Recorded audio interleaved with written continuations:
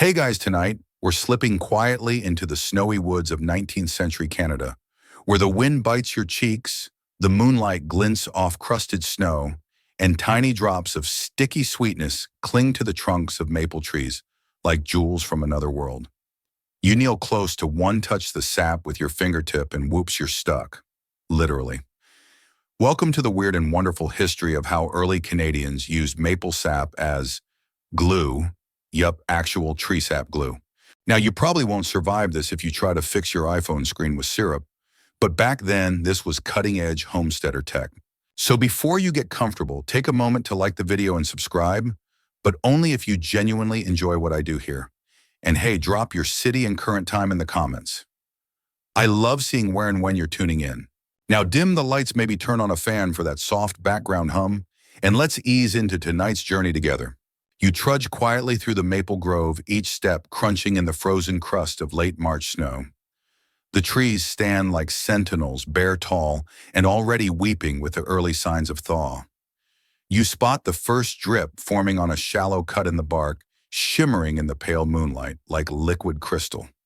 But that's not just sugar water, no. That's the ancient, underrated, and utterly weird adhesive that settlers swore by until factories came along and ruined everything. You crouch closer. A spile, a hollow wooden tube, is wedged into a shallow bore in the tree.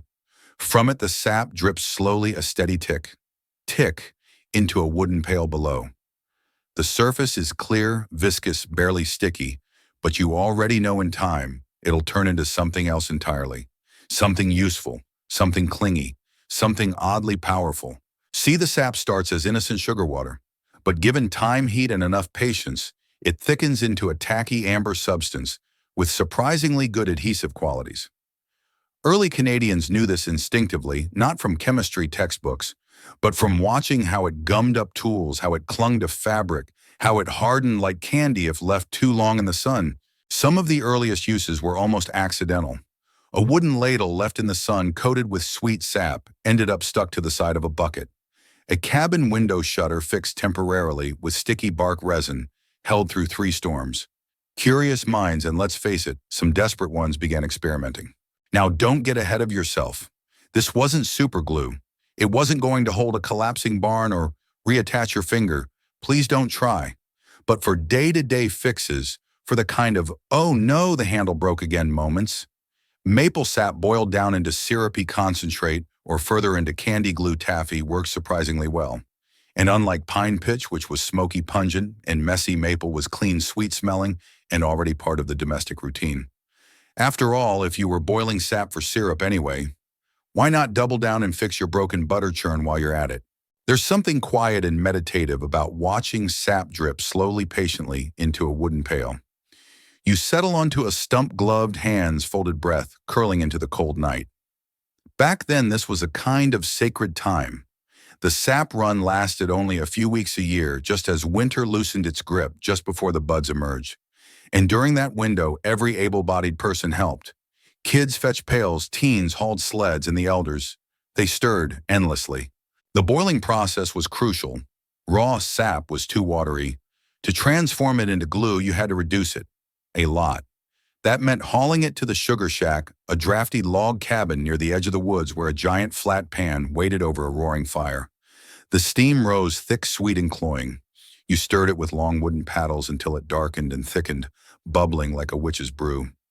At the right moment, it reached the sticky stage somewhere between syrup and hard candy. That's when things got weird, because at this stage, you could do a lot more than drizzle it over pancakes. Families used it as temporary glue for paper crafts, as an emergency fix for split wooden tools, even as a mild sealant for cracked windows or snowshoes. Some mixed it with bits of beeswax or ash to strengthen the bond. A few more adventurous souls added egg yolk or fish bladders, but that's getting into cursed recipe territory. Historians still argue whether indigenous knowledge played a role in these glue traditions. We know First Nations peoples used pine and birch resin extensively, often mixing them with charcoal or fat to waterproof canoes and containers. Maple, being abundant in eastern Canada, surely featured in some shared or observed practices, but written records are frustratingly vague, and oral histories have gaps. Still, the overlap is tantalizing. One settler journal describes being shown how to thicken the sweet water to bind the birch to frame, but the phrasing leaves much to interpretation. And speaking of interpretation, some folks took it way too far. There are tales of people trying to use maple sap glue to set bone fractures. Do not do this. Patch roof leaks during storms. Hope you like drips or hold together a spinning wheel, which allegedly flew apart and smacked a visiting uncle. Yet the charm lies in that chaotic experimentation. When your resources were limited, your creativity had to go into overdrive. The smell of the sugar shack lingers long after the fire dies down. You walk back through the grove, your boots now caked with a mix of snow and tree goop. A few of the buckets are full, each one a glistening miniature pond of future glue. You hoist one up and feel the gentle sway of sap inside. It's heavy, it's weirdly warm, and you can't help but imagine what else it could stick to. Maybe your neighbor's outhouse door, maybe your little brother's mittens. It's a good thing the squirrels didn't figure it out first. With their nimble little hands and high sugar tolerance, we might have had a maple glue mafia running the woods. But no, tonight this is your glue. This is your story. You made it from a tree, you boiled it like a wizard, and now you're walking home in the dark with a secret recipe and a very sticky ladle. The stars twinkle above, your breath fogs the air, and your hands are already tacky. Welcome to the forgotten craft of maple glue. The morning sun slices across the frost-glazed fields as you haul your pail of maple sap toward the homestead boots, squeaking against the crusty snow. Sleep still clings to your eyelashes, but there's no time to linger. Sap season waits for no one. The trees are flowing, the fire's already lit. In today's job, turning tree juice into something useful. Sticky, resilient, questionably magical. And if your hands aren't careful, permanently bonded to your apron strings. The air is full of wood smoke and ambition. Inside the sugar shack, a long pan bubbles quietly over the fire, a wooden paddle resting across its edge. The sap boils down inch by inch, thickening with every hour. Steam curls toward the rafters in lazy clouds, leaving everything faintly tacky. You dip a spoon into the pot and let the sap drip back slowly. Not quite ready. You need it denser, stickier. It's hard to believe this all began as an accident, or perhaps a survival strategy. In early 19th century Canada, there weren't exactly hardware stores on every corner. Settlers relied on their surroundings to fix what broke, and what didn't break probably just hadn't been used yet. Everything from broken buttons to cracked sled runners needed patching, and maple sap, convenient, abundant, and just sticky enough, was a clever answer. You trudge back outside where a neighbor clunks up the path with 2 more pails in hand. His beard's got icicles in it. You wave, he grunts. The community comes together during the sap run, not just for syrup making, but for glue gathering too.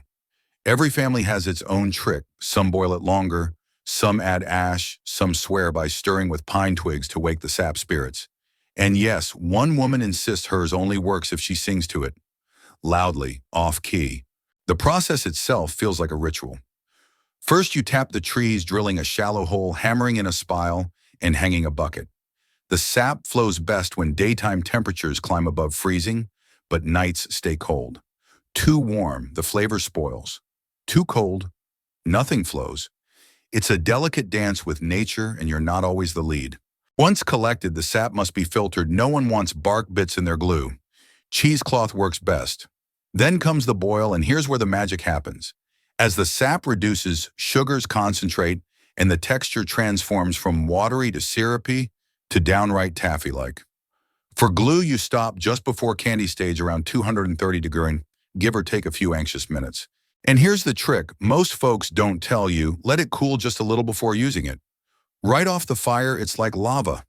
Wait a beat and it'll smear like warm molasses and bond to wood, like a gentle, nature-approved epoxy.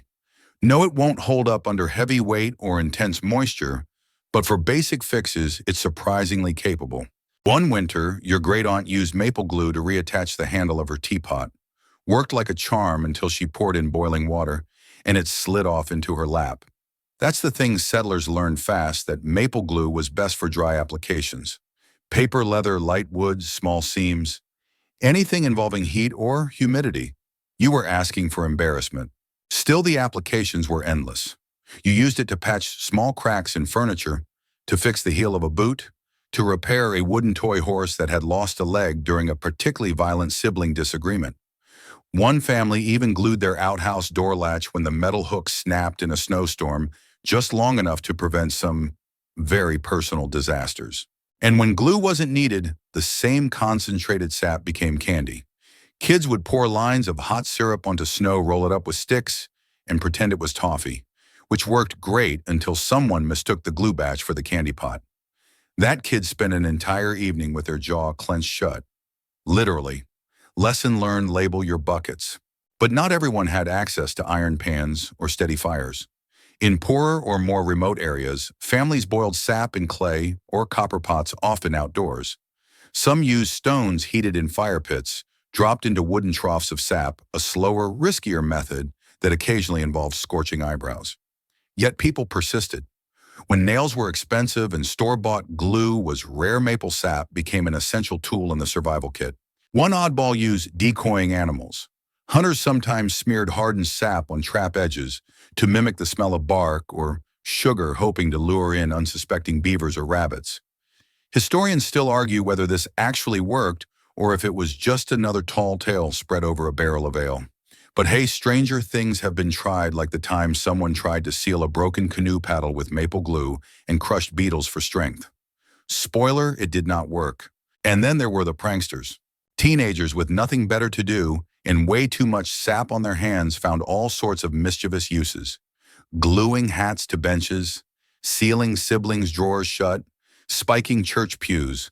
One notorious incident involved an entire row of hymnals glued shut before Sunday service. No one confessed, but old Mrs. Renfrew's glare narrowed in suspiciously on her grandson, who had a mysterious trail of sticky smudges leading from his boots to the back pew. The town took it in stride. After all, what's a little maple mischief between neighbors? Even animals weren't safe. Some dogs ended up with sap-glued tails. One unlucky cat got its whiskers stuck to the woodpile. The chickens thankfully were fast enough to avoid capture. Usually, maple sap glue may have been humble, but it symbolized something larger: human adaptability. When you're far from everything, no Amazon deliveries, no convenience stores, you make do. You experiment. You share knowledge. Or hoard it, depending on your mood. Back in the shack, your pot is nearly ready. The bubbles have slowed, the syrup pulls into thick strings between your fingers. You let it cool a moment, then dip a small wooden brush in and smear a bit onto a broken drawer handle. You press the parts together and hold.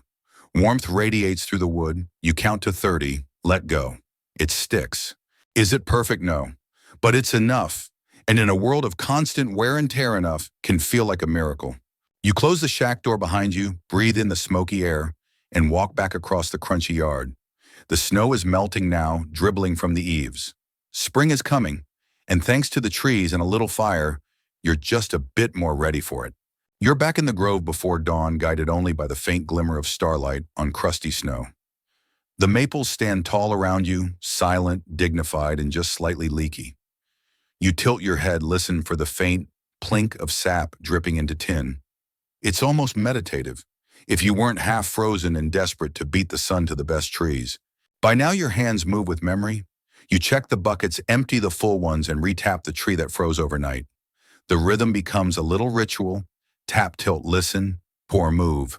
You start humming without realizing it, a low tune that keeps the cold out and your thoughts warm.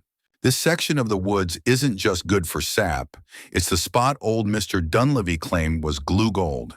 He swore by certain maples that ran thick, extra sweet sap by mid-season. Said it made the best glue this side of the Laurentians. Scientists today might chuckle, but he wasn't entirely wrong. Different sugar maple trees do produce slightly varied sap compositions, depending on age, soil, and temperature. Some batches naturally yielded better adhesive. The old-timers called it sugar weight, and you'd hear them argue in church parking lots over which grove had the heaviest sap. Entire families staked reputations on their trees. One girl even carved her initials into a maple after a batch of glue fixed the school's broken chalkboard for a full year. The tree's still nicknamed Lucy's Seal. Of course, boiling technique mattered too. Some insisted on copper pans over iron, others added a splash of vinegar to wake the stick. One particularly creative household boiled their sap down while stirring it, with braided wheat straw, claiming it added fiber and integrity.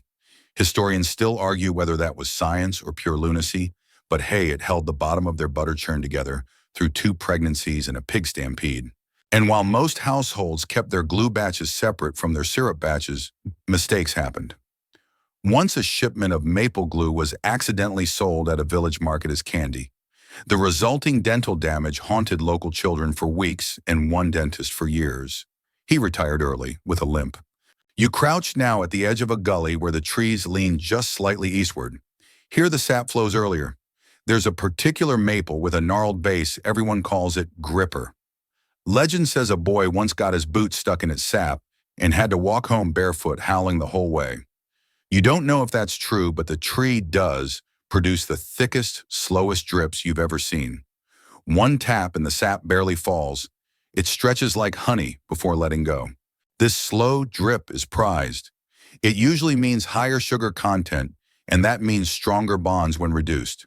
The sticky science of maple glue is all about caramelization. As the sap boils and sugars condense, the molecules twist into long, gummy chains that cling to fibers and hold tight. You didn't need a chemistry degree to notice it, just sticky fingers and a bit of curiosity. Back at the shack, your cousin is already heating the first pot. The shack's walls are lined with old repairs, each one a maple glue fix. Wooden pegs reinforced with hardened sap. Cracks in the window frames sealed with a mix of glue and cloth scraps. Even the wooden latch on the door was once glued back into place after a bear decided to investigate. Speaking of which, there's a cautionary tale in every village about bears. See, the sweetness of the glue was irresistible. If you left even a bit of it on your porch or tool shed, you'd find paw prints, or worse, the paw itself stuck in place. One family woke up to a bear stuck to their front door, swiping lazily at flies and growling for help. Took 2 hours and a bucket of bacon grease to free him. But it wasn't just animals who got caught in the stick. One story tells of a preacher who unknowingly used maple glue to fix his spectacles. Worked great until the heat from his forehead softened the bond mid-sermon, sending one lens sliding into the baptismal font. Ever since, folks called it the vision correction incident. No one laughed, at least not out loud. You ladle a batch of fresh glue into a wide-mouthed jar and seal it with a cork. It'll last for weeks if kept cool and dry. Some families store theirs in root cellars, others in hanging sacks or tucked behind chimney stones. It's not shelf-stable like modern glue, but it doesn't need to be. It's for now, for this season, for the little cracks and breaks that sneak into life. By midday, the shack smells like burnt sugar and wet wool. Your gloves have a permanent tack to them, and someone's cat has just glued itself to the woodpile again. It's fine. It's normal. It's glue season. And now you're going to try something new, combining this season's extra thick batch with an old trick your grandmother swore by adding a sliver of beeswax to the pot just before it cools. She claimed it gave the glue a smoother texture and a longer grip. Let it kiss the wax, she'd say. You're not sure what that means, but it sounds poetic enough to be true. You watch as the wax melts in, forming faint whirls like smoke and amber. You stir gently, then pour a thick line across a cracked drawer face, press it closed, and wait. 1 Mississippi, 2 Mississippi. It holds. It always does. As the sun dips lower and the grove starts to glow golden with the fading light, you step outside for a breath. You look down at your hands, calloused, slightly burned, and a little sticky, and think not bad for a bunch of trees, firewood, and improvisation. You head home with 2 jars of glue, 3 new stories, and the growing suspicion that maybe maple sap isn't done surprising you yet. You trudge through the melting snow toward the village jars of maple glue clinking softly in your pack.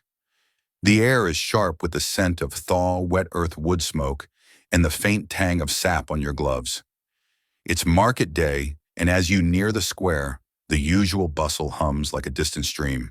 Traders, neighbors, and curious kids weave between stalls, each peddling their wares and stories. You set your jars on a rough-hewn table just between the barrel of dried beans and the rack of hand-carved wooden toys. Some folks give a polite glance. Others lean in, nostrils flaring at the sweet, sticky aroma. Maple glue is a niche commodity prized by artisans and handy folk, but not quite as glamorous as the maple syrup sold by your neighbor down the road. Still, you smile knowing its value. One elderly woman eyes the glue suspiciously. Does it really hold this sap stuff, she asks, peering over her spectacles. You nod and reach for a splintered wooden spoon, once broken, now glued back with last season's batch. You press your finger against the seam, and it resists solid as old bark. Better than store glue you quip softly and much tastier. She chuckles, shaking her head, but pockets a jar anyway. Maple sap as glue wasn't just a practical solution, it was a symbol of ingenuity born from necessity. In early 19th century Canadian villages, imported adhesives were rare and expensive. People relied on what nature gave them, and the maple tree with its sticky secret was a friend indeed. Families passed down recipes like cherished heirlooms, each claiming their method was best. At the market, you overhear a debate swirling among the artisans.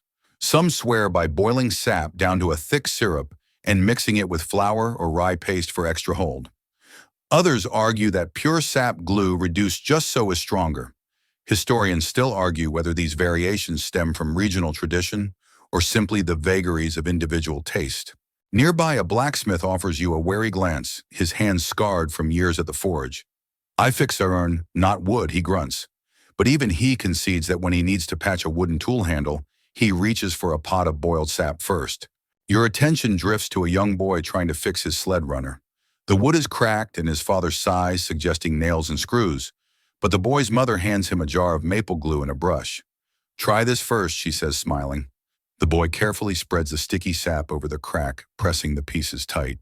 It's a delicate moment. If the glue holds, the sled will survive one more winter's worth of snow. If not, well, the cold waits for no one. The glue dries to a leathery sheen, and the boy's grin spreads wide. "It's magic," he whispers, as if sharing a secret. But there were limits, of course. Maple sap glue was temperamental, moisture could dissolve it, and heavy strain would snap the bond. That's why many people used it as a temporary fix, a stopgap, until proper repairs could be made. Still, when the forest was your hardware store and money was tight, it was enough to keep things together. In the village square, an older man begins telling a story about a canoe patched with sap glue and birch bark. The tale ends with a dramatic leak and a soaking, but also a lesson in patience and perseverance. You recognize that one. It's told with a wink and a nod every spring during the sap run. Not all stories were so lighthearted. Some folks swore by maple sap glue for sealing wounds, yes, human wounds. Applied warm and sticky, it was believed to protect cuts from infection and help them heal faster. This practice raises eyebrows among scholars today, with historians still arguing whether it was a genuine medicinal remedy or just desperate folklore. Whatever the truth, it speaks to the deep bond between these communities and the trees that sustain them. You lean back against a wooden post, the crowd swirling around you like a gentle tide. The scent of maple wood smoke and damp earth wraps around everything like a comforting blanket. You realize that maple sap glue was more than a tool, it was a thread in the fabric of life, weaving together survival, tradition, and a little bit of magic. As the market winds down and the sun slips low, you pack up your jars and step out into the cooling evening. The trees are silhouetted against the fading light, their bare branches like delicate lace against the sky. Tomorrow you'll be back in the grove, listening to the drip of sap chasing that sticky promise. Because when it comes to maple sap glue, you never quite stop believing in a little natural magic. You step inside the small workshop at the edge of town, where the air is thick with the scent of pine shavings and simmering sap. The walls are cluttered with handmade tools, each telling a story of repair and reuse. It's here that the secret alchemy of turning maple sap into glue truly unfolds. You're no longer just gathering sap, you're transforming it. Your hands still sticky from the morning's collection work, a long-handled wooden spoon in the wide copper pot perched over a gentle fire. The sap bubbles softly, its watery sweetness concentrating with each passing minute. Steam curls in lazy spirals, fogging the small window panes and carrying the faintest hint of caramel. Boiling sap isn't just a matter of heat and patience. You watch carefully, waiting for the moment when the liquid thickens, when it gains that perfect balance between fluid and tacky. Too little boil and the glue won't hold. Too much, and it hardens into brittle sugar shards. This is a skill passed down through generations, a dance with nature's timing. Here's a fun fact: before copper pots became common, early settlers experimented with iron kettles and even clay vessels. Each material affected the sap differently, altering the taste and stickiness of the final product. Iron pots sometimes gave a slightly metallic tang, which some swore made their glue stronger. Historians still argue whether these variations were intentional or just happy accidents. As the sap thickens, you add a pinch of pine resin, a little-known but clever trick used in the hinterlands. Pine resin enhances the glue's waterproof qualities, turning your batch from a fragile fix into something more durable. You swirl it in gently, watching as the sap and resin blend into a smooth amber mass. The workshop smells like a forest captured in a jar, sap, resin, wood smoke, and that ever-present hint of earthiness. You catch yourself imagining what it might have been like for those 19th century Canadians huddled around similar fires in lean cabins, crafting glue from what the land gave them. There's a quirky tale about a sap boiler who accidentally added too much resin and ended up with a batch so sticky it glued his own whisk to the stirring pot. It took days and a good deal of laughter to pry them apart. These little mishaps remind you that innovation is often messy and a bit absurd. You ladle some of the molten glue onto a wooden splinter, watching it spread and settle into the grain. The warmth encourages it to soak deep, filling cracks and reinforcing weak spots. Once cooled, the glue forms a firm, flexible bond, surprisingly strong, yet still natural and forgiving. At one point, you dip a twig into the glue and hold it up to the light. The amber gleams, catching the last rays of afternoon sun like a jewel. You think about how this glue, simple yet effective, helps shape so many lives, holding together sleds, furniture, and even boats during harsh Canadian winters. It's not just about function either. There's a deep pride in making something with your own hands, from raw nature to finished product. Maple sap glue embodies that spirit, resourcefulness, meeting patience, tradition, meeting creativity. Later, as you clean the pots and sweep the workshop floor, you think about the academic debates surrounding this humble glue. Some scholars claim that indigenous peoples in the region used maple sap-based adhesives long before European settlers arrived, passing techniques along that settlers adapted and refined. Others argue that settler innovation was more independent. Historians still argue whether there was a direct line of influence or parallel discovery. Either way, the glue remains a sticky symbol of adaptation, how people learn from the environment and each other to solve problems with the simplest materials. You pause at the doorway, catching the cool evening breeze that carries the scent of pine and sap. Tomorrow you'll be back at the trees, tapping, boiling, and maybe inventing a new trick or two. For now, you savor the quiet satisfaction of creation, a sticky, sweet achievement in a small, warm cabin. You wake up to the crisp morning air filtering through a frosted window, the unmistakable scent of maple lingering like a gentle invitation. Outside the grove waits a silent congregation of towering trunks, standing tall against the pale dawn. Today is special. Today you're joining the annual village workshop where everyone shares their maple glue secrets. It's a tradition as old as the sap runs themselves a day for swapping stories, tips, and laughter. You step into the chilly workshop hall where a dozen neighbors cluster around wooden tables covered with jars, wooden shards, and bubbling pots. The air is alive with the hum of friendly competition and playful boasting. Mrs. Fairchild, who's been making maple glue since before you were born, is demonstrating her secret ingredient, a handful of crushed birch bark added just before the final boil. She claims it gives her glue a stretchiness no one else's matches. Skeptics murmur, while others nod thoughtfully. Historians still argue whether this birch bark trick originated from indigenous practices or was a settler innovation. Either way, the effect is real. Mrs. Fairchild's glue holds tight, yet bends with the grain, perfect for furniture repairs that need a little give. Nearby, a younger man with a crooked smile shows off a batch of glue he's infused with spruce needle oil. Keeps it fresh longer, he says, and smells like Christmas all year. Some folks wrinkle their noses. Others chuckle, admitting the scent does grow on you. It's a quirky twist on tradition that sparks debate.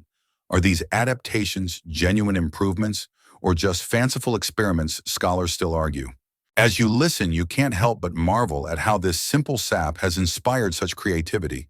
From adding pine resin in the woods to infusing spruce oil in the village, the quest for better glue reveals an intimate dialogue between people and their environment.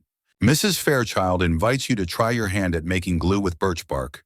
You crush the bark carefully, releasing a subtle woodsy aroma, then stir it into your pot of boiling sap. The liquid turns a richer amber, thickening into a glossy syrup.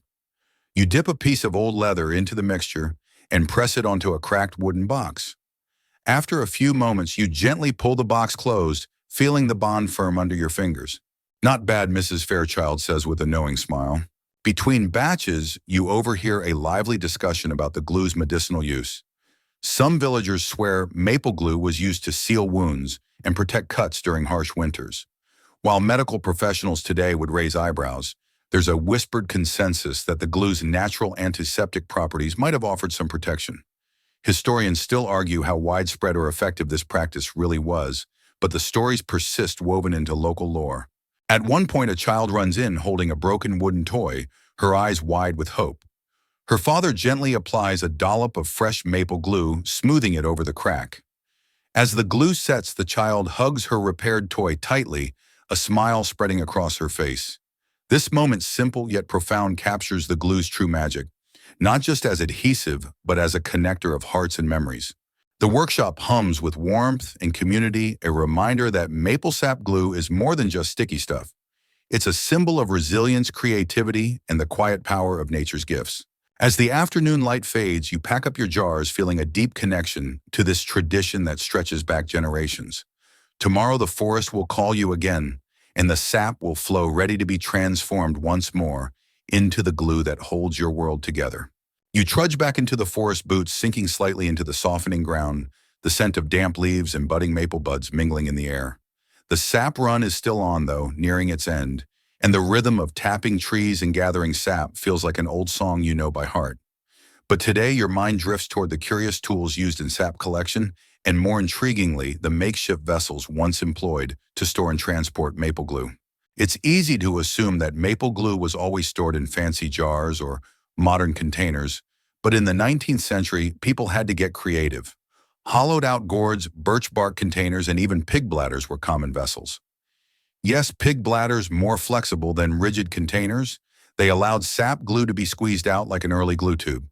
The mental image of a glue tube made from pig bladder might make you chuckle or wince, but it worked surprisingly well. Historians still argue whether such containers were standard or experimental, but surviving records and artifacts hint that indigenous methods inspired some of these clever designs. The birch bark box, for instance, was waterproof and lightweight, making it perfect for transporting glue through muddy trails. You pause at an ancient stump, remnants of an old hollowed gourd lying nearby. The rough edges tell stories of seasons past of sap boiled and cooled, then carried miles to villages hungry for glue. You imagine how early settlers, strapped for materials, adapted what the land offered to preserve their precious adhesive. The workshop buzzes with stories from elders recalling how they used birch bark to seal cracks in wooden barrels or repair sled runners before winter storms. Others remember pig bladders filled with sap glue passed around during hunting trips for quick fixes. Some even whisper about glue-filled bladders being used as rudimentary waterproof pouches. You take out a slender twig and carve a small cup from birch bark, then dip it into your jar of cooled sap glue.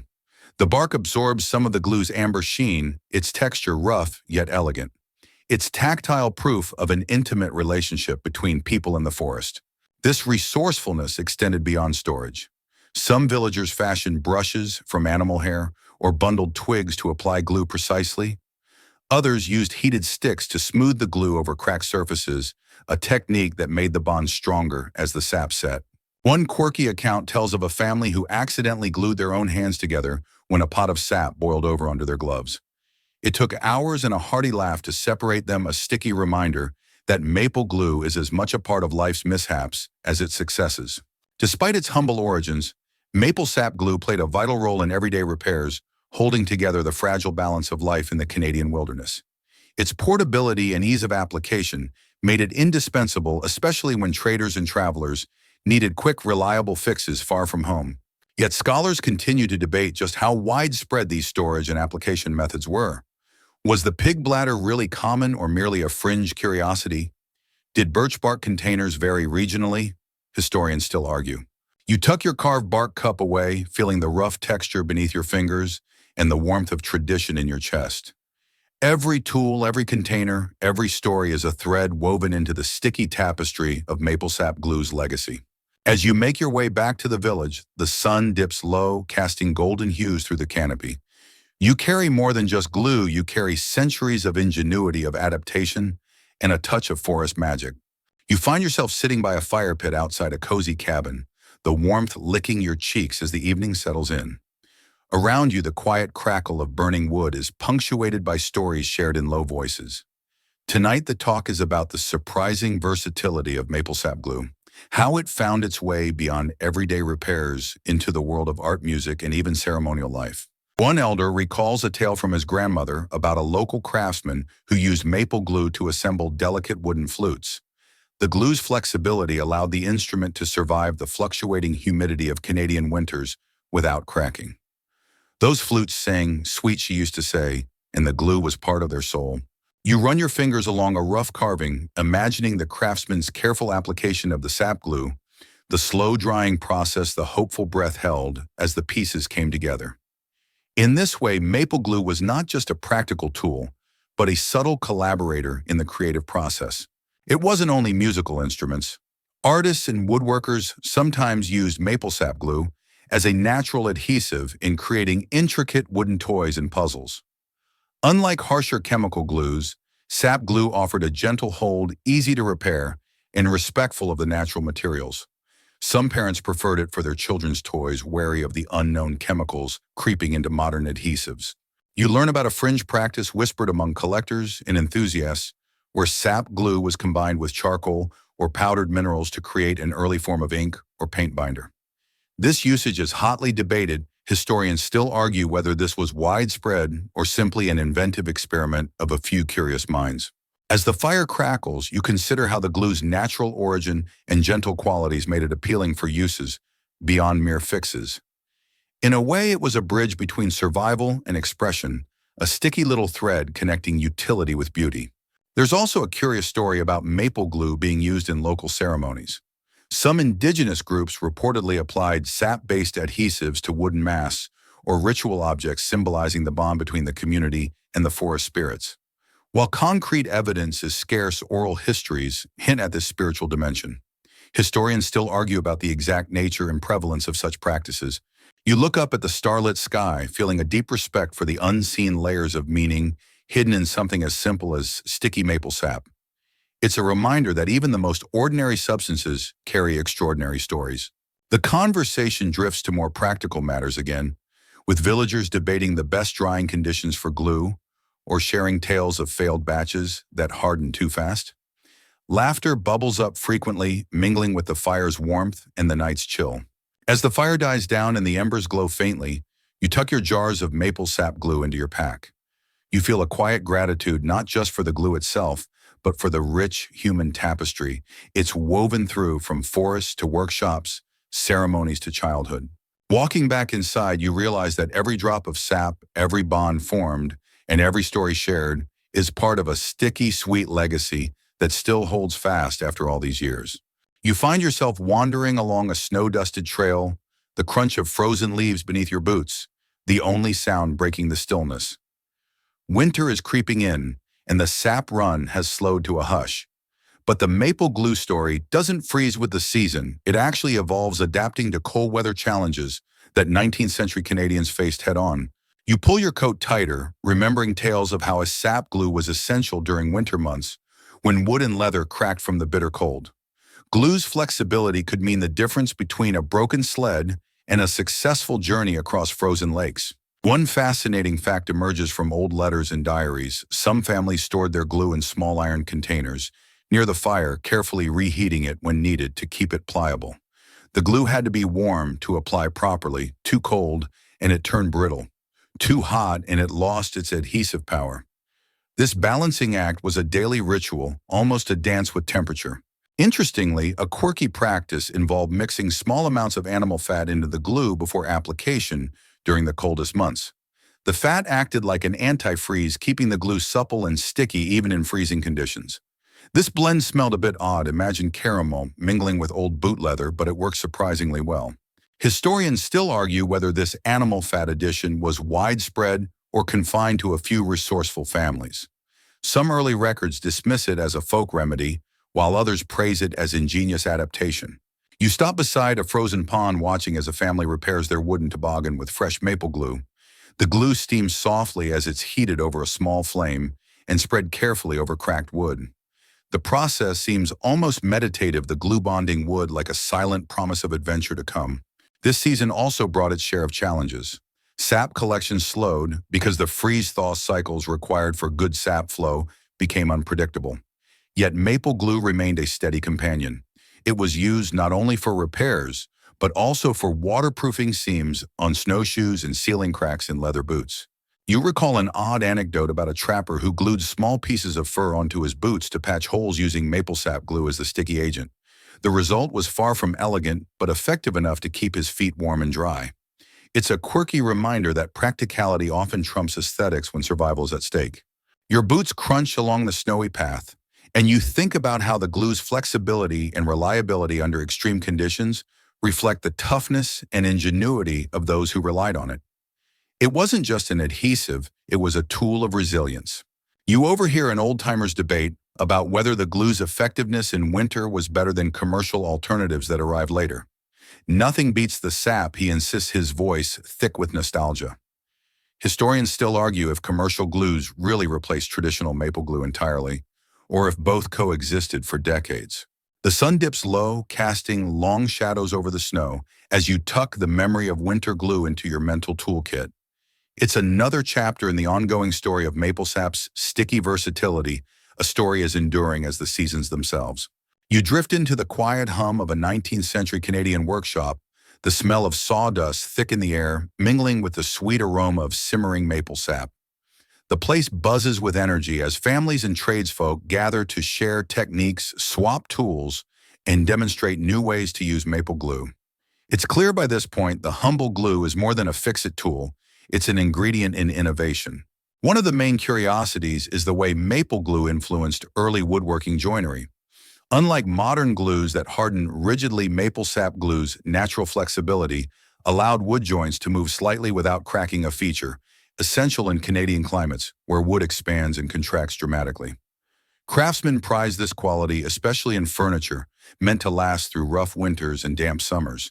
You watch a skilled joiner apply a thin line of glue along dovetail joints, pressing the pieces together and wiping away excess sap with a worn cloth. He mentions how this method improved furniture longevity, a practical innovation born out of necessity rather than fancy design manuals. It's a tactile lesson in adapting materials to environment. There's a quirky side note: some makers experimented by mixing crushed pine resin into the glue for added tackiness and water resistance. This concoction, while sticky, often darkened the wood slightly, a trade-off some were willing to accept. Historians still argue whether this resin-enhanced glue was a regional practice or just a sporadic experiment.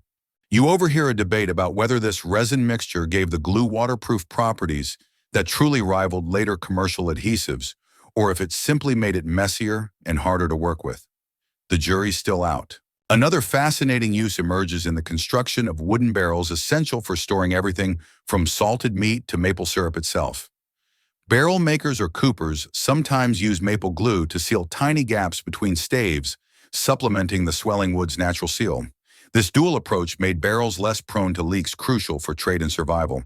You find yourself imagining the sensory experience of this glue in action, the sticky warmth on your fingers, the sweet caramel scent mingling with pine and sawdust, the subtle resistance as pieces lock together with the sap's help. Among the workshop chatter, a fringe belief surfaces. Some claim maple glue was used in early bookbinding, binding wooden covers, or reinforcing spines before paper and cloth glues dominated. Though scant evidence exists, the idea tickles the imagination. Historians still argue this claim, with some pointing to rare archival finds while others dismiss it as folklore. You think about how every batch of maple glue carried a story, one of practical problem-solving and quiet craftsmanship. It wasn't just sticky stuff.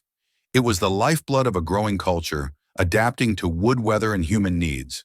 As the day wanes, you realize the glue story is not static, but ever-evolving, shaped by innovation and necessity alike. The workshop slowly empties the last droplets of sap glue, cooling in jars, ready to hold another patch, another promise. You step into a bustling 19th century Canadian trading post, the scent of maple sap glue mixing with the musk of firs, tobacco, and fresh lumber. This is where local ingenuity meets commerce, the crossroads where homemade adhesives meet the expanding marketplace. Trade in maple sap glue was surprisingly widespread. While many households made their own surplus, glue was a prized commodity, often bartered or sold for goods ranging from tools to food staples. It's easy to picture traders lugging buckets of the sticky amber substance along rough trails, their hands smeared with the sweet glue as they negotiated deals. A mainstream fact, maple glue was sometimes packaged in tightly sealed wooden containers or tin cans to prevent spoilage during long travels. These containers were carefully crafted, often lined with birch bark or animal hide to keep the glue fresh and pliable. The trading post was more than a marketplace, it was a social hub. Here stories swirled about the glue's many uses, some practical, some downright quirky. One tale recounts a trader who used maple glue to repair a ripped moose hide tent during a storm. The glue held long enough to keep the rain out, but the smell, part sweet, part wild animal, was unforgettable. Historians still argue whether commercial glue production ever truly rivaled homemade maple glue in these remote areas during the 19th century, or if the two coexisted for decades, each serving different needs. A fringe tidbit pops up: some early settlers experimented with combining maple sap glue with local resins and animal fats to create a primitive waterproof coating for wooden canoes. This concoction was reportedly durable but tricky to apply evenly. You imagine the sticky mixture being brushed carefully onto canoe hulls, drying to a flexible amber sheen that glistened in the sunlight. It wasn't just glue, it was a protective armor crafted by hands that knew the wild intimately. The trading post also doubled as a place where newcomers learned from indigenous peoples about traditional sap harvesting and glue-making techniques. The exchange of knowledge was as valuable as the goods themselves, and this sharing enriched the glue's legacy. You pause thinking about how this blend of commerce, culture, and community shaped the way maple sap glue was made, shared, and used. The glue was more than an adhesive, it was a sticky thread binding people together across distances and generations. As the trading post quiets for the evening, you tuck these stories away, feeling the weight of history in the sticky amber liquid. The glue's journey through commerce is a testament to its enduring value, a natural marvel woven into the fabric of daily life. You wander down a narrow country road, the horizon dotted with small wooden cabins dusted in snow, and settle beside a hearth where an elderly woman carefully stirs a pot of thickening maple sap. The glow of the fire casts flickering shadows, making the amber liquid shimmer like molten gold. She speaks softly about the secret recipes passed down through generations, how to boil, strain, and turn sap into more than syrup, into glue, with the perfect stick and stretch. One well-known fact: boiling sap to make glue required precision. Too hot, and the glue turned brittle. Too cool, and it remained tacky and weak. The sweet smell intensified, filling the air with a caramel fragrance that lingered in clothes and hair long after the work was done. You watch as she adds tiny bits of charcoal powder, a practice some claim helped darken the glue and improve its durability. This particular tradition sparks debate among scholars. Historians still argue whether charcoal was a common additive or a rare localized tweak.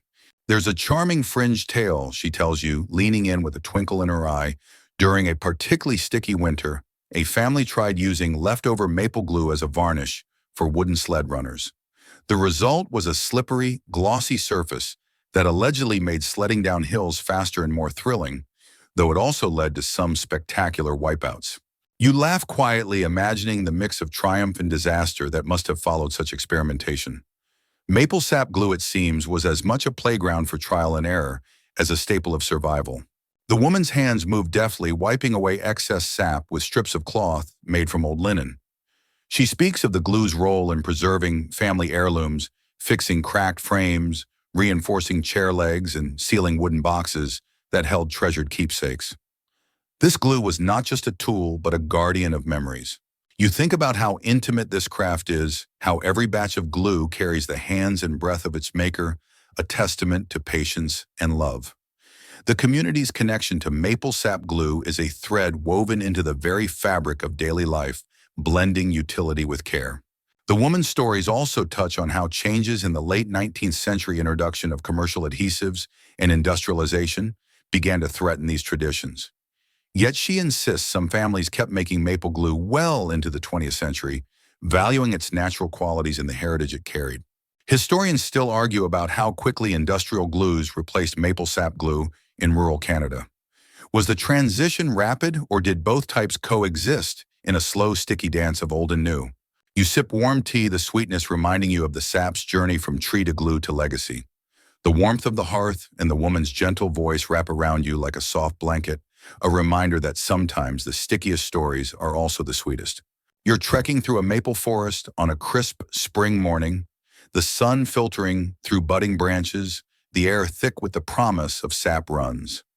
Around you, the quiet rustling of leaves is interrupted by the occasional drip of sap from tapped trees, a natural symphony signaling the start of maple season, and the gathering of the sticky gold that will soon become glue syrup and more. Mainstream fact-tapping techniques in the 19th century were evolving, moving from simple incisions to carefully drilled holes with wooden spouts, improving sap yield and minimizing tree damage. These innovations weren't just about syrup, but also the quality and quantity of sap for glue production. You stoop to examine a freshly tapped tree, its bark darkened around the whole sap, slowly trickling out, glistening in the morning light. Its mesmerizing nature's slow drip turned into a vital resource. The sap collected here wasn't just sticky juice, but the lifeblood of an emerging frontier economy. A quirky tidbit: some settlers believed that tapping the trees while singing certain folk songs improved sap flow. Whether it was superstition or a clever distraction, it's an odd slice of history that makes you smile. Historians still argue whether such folk practices had any measurable effect or were purely ritualistic. Nearby, you spot a group of children helping with sap collection, their hands sticky and faces glowing with excitement. Maple glue was more than work; it was a community affair, a rite of spring that bonded families and neighbors through shared labor and stories. You watch as a craftsman sorts sap, carefully boiling it down to the right consistency for glue, his movements practiced and precise. He explains that the sap for glue was typically boiled longer than syrup to reach a thicker, more adhesive form, but without caramelizing too much, a delicate balance. In this season, the sap's sweetness was celebrated not only in taste but in function. Maple glue's natural origin made it prized, especially by those wary of industrial chemicals creeping into daily life. It was a simple, honest product born of the land and the tree. You overhear a debate among local historians about how indigenous peoples first discovered and used sap as glue, and how much early settlers learned from them. The nuances of cultural exchange here are complex and still debated today. As the sun climbs higher, you take a deep breath, feeling the crisp forest air and the sticky promise of sap ready to be transformed. The season's energy pulses around you, a reminder that the story of maple glue is intertwined with nature's rhythms and human ingenuity. You pocket a small vial of fresh sap, its translucent amber catching the light, a tiny reminder of the sweet, sticky journey you're tracing through time. The evening deepens and you find yourself inside a quiet cabin where the last light flickers over jars of thick maple sap glue, glowing softly like captured sunsets. The air is still heavy with the scent of wood smoke and the faintest hint of sweetness that lingers from hours of simmering. You settle into this calm feeling, the centuries of sticky history settle around you like a warm blanket. A solid historical fact to hold on to: by the late 19th century, commercial glues, made from animal hides and industrial chemicals, began to replace natural glues like maple sap in urban centers. Yet many rural Canadians clung to their traditional methods, valuing the natural flexibility and non-toxic qualities of maple glue. You think of how maple sap glue, humble as it was, held the fabric of daily life together, mending everything from sled runners to furniture barrels to book bindings, a silent helper in countless homes. There's a playful, almost mythical tale whispered among descendants of early settlers about how a stubborn seam on a prized canoe was once saved from splitting apart mid-journey by a last-minute application of maple glue mixed with a little pine pitch. Whether fact or legend, it captures the resourcefulness that defined the glue story. Historians still argue about how far maple glue's use extended. Some say its story is deeply regional, tied to specific landscapes and communities. Others believe it influenced broader adhesive traditions across North America. As you imagine the countless hands that made, used, and cherished this glue, you realize it's more than just a sticky substance. It's a living thread connecting trees, people, and time, flexible yet strong, natural yet ingenious. Now the hum of the outside night softens and you feel your own eyes growing heavy. The amber glow fades gently as you drift with the warmth of history cradling you softly. The glue's story settles in your mind like a comforting whisper, reminding you that sometimes the simplest things, sticky sap from a maple tree, can hold together more than just wood.